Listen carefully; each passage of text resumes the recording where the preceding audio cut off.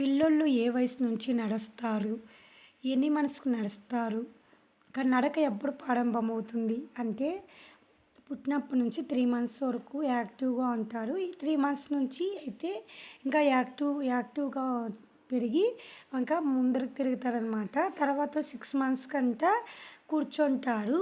తర్వాత 6 మంత్స్ నుంచి ఇట్లా పాకుతూ 9 మంత్స్ వరకు పాకుతూ ఉంటారు.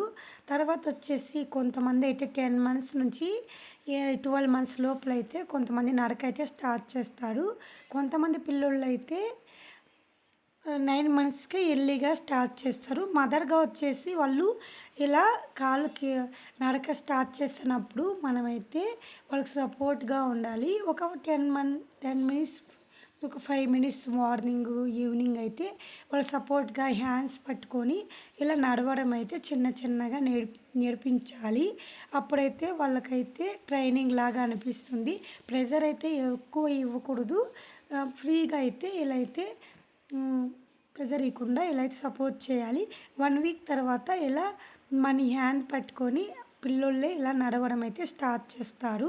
కొంతమంది అయితే ఎర్లీగా 9 మంత్స్‌కే స్టార్ట్ చేస్తారు నడవడము. కొంతమందికైతే 10 మంత్స్ నుంచి 18 మంత్స్ లోపలైతే నడవడం స్టార్ట్ చేస్తారు. సో చూడండి, తర్వాత మదర్‌గా మనము హెల్ప్ చేస్తూ తర్వాత ఫైనల్లీ వాళ్ళ నడకైతే ఇలా నడుచుకుంటూ మదర్ దగ్గరికైతే వస్తారు కదా! సో ఫైనల్లీ ఏంటంటే ఒకవేళ 18 మంత్స్ లోపల నడవలేకపోతే ఏదైనా మిస్టేక్ ఉండొచ్చు.